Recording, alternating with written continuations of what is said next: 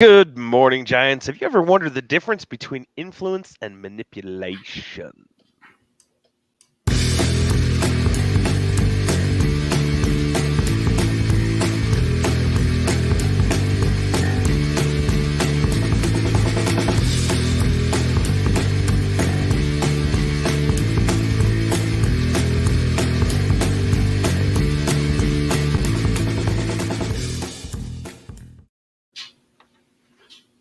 We Good have morning, too. Giants. Yeah, we have so much. Yeah. I couldn't sleep last night because I was wondering. I know. I spent a whole 5 minutes trying to find a topic here. I'm so glad you found it. Yeah. Sometimes I wake up and I'm just a blank slate. I'm like, I have no idea. But this kind of came up. This kind of entered the space. And I thought, you know what? Yeah. Why not? Let's do it. Let's do it. Do it. So, you know me, man. I dove in and found some ideas. So we'll talk about it. And That's Facebook beautiful. right now, on this video anyway, maybe down the road in future videos, you'll look back and say, what are they talking about? But I can't go live on Facebook.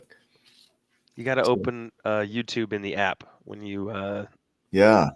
when you come into Facebook. You go to the YouTube, then you open it in the app, then you can comment. So this You should lovely make order. like all these complicated steps. Yeah. Step one. And then they're like, I don't want it. I don't care about this show now. Well, let's talk about it. We have a thing on social media called an influencer, right? An influencer. And then we have people that are out there acting as influencers that are manipulators. And we have media that's manipulating. We have media that's influencing. So how do you distinguish the difference between the two, and what do they even mean? So I think really diving into the definition of the two words is important. Influence means to flow, or you're in flow. And, with things with flowing is as they're flowing, we have the right to watch them. We have the right to reach into them and pull something out from that flow, right? And in some cases, that flow can impact things. Mm-hmm. And so manipulation, on the other hand, it literally deals with the hands. It comes from the word mono, meaning hands, right? To put into somebody else's hand, to not only put it there, but do it forcefully. And so the distinction between influence and manipulation is intent. Like, what do you intend to do? And some of the tools that manipulators will use, and I think this is important to know as well, is some of the tactics that you might not even realize are going on. There's 10 that I found in Inc.com's article, and it's called 10 Techniques Used by Manipulators. And so we can go through these just quickly, just an overview. Do it. One is gaslighting, where we make people feel like they're broken. Projection, it's never our fault, so we put it out there on somebody else like it's their fault.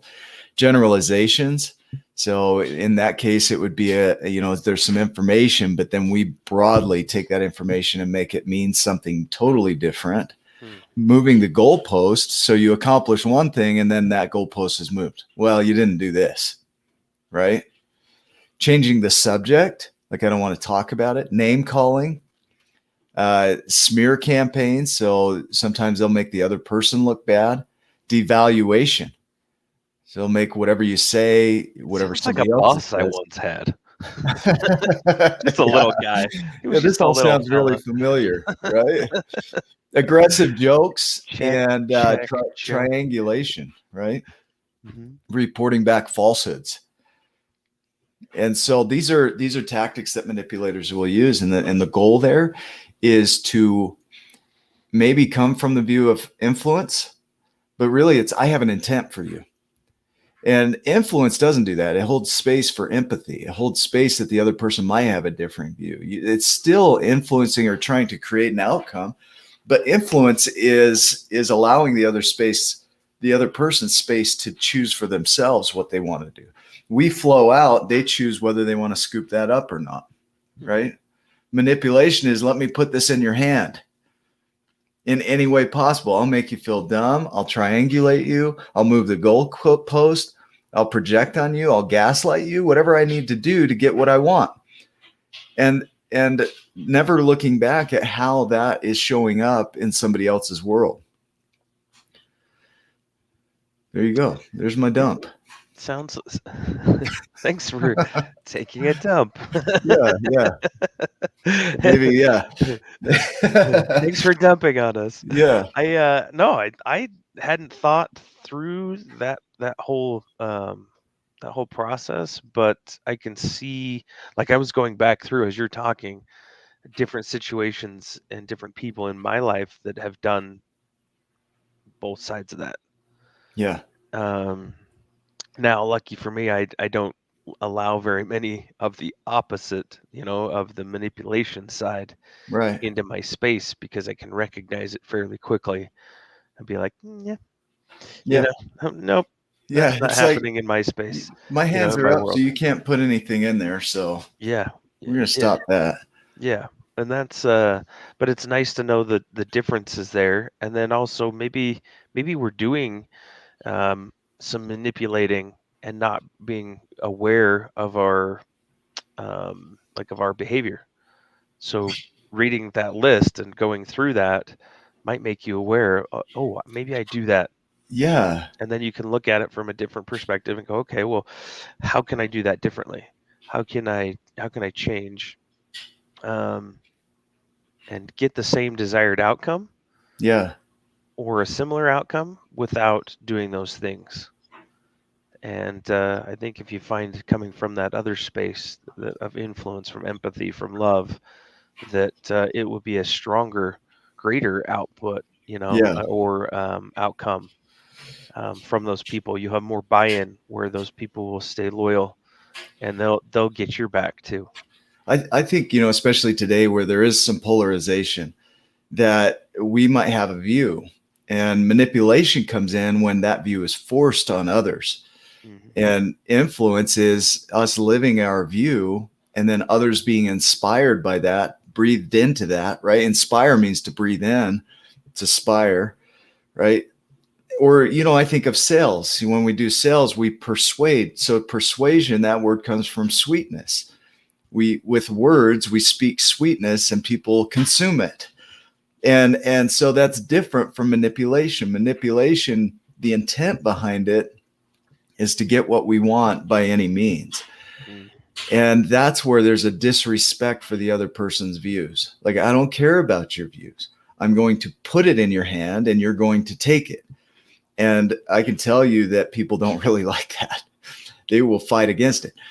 You might be the one manipulating. And if you're manipulating, to recognize that you're doing that and really step back from what you're doing and look at your intent. Like, what do I want from the other person? Can I allow them space to choose for themselves what they want to do? And I see this argument on both sides of the fence, not just on one topic, on a lot of topics, of you need to see it my way. And if you see it any other way, you're wrong.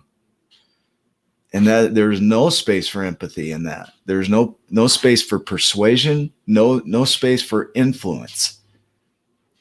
It's manipulation. Just because they believe one way doesn't mean that there's not a ton of common ground in between. Yeah. I think one thing we've been learning in the Tribe of Giants is that we have people from all backgrounds and communities and cultures and races and, abilities. We have, disabled or different abled, challenged, and to hold that one view is the only view can really hurt or harm our community. Mm-hmm. Right. And so just being able to step back and just hold space, like, I can have my view and I can hold it in a way that if it inspires you, you'll consume from it. Right. But I can also honor your right to have your view. Yep. And that's just, loving giants for being giant. Yeah. Yeah. Perfect. You speak sweetness, Nick. Sweetness. Come drink the nectar. From the inspirational Nicholas T. Smith. Yeah, man, I have to step back sometimes and look, am I being manipulative or am I influencing? And where am I coming from? And am I allowing others to have their space to choose? And that's it, man. You're doing a great job, my friend. Thank you. Any other thoughts around that? Go make it a giant A. Love you All too. right. Love you too. See you guys. Thank you.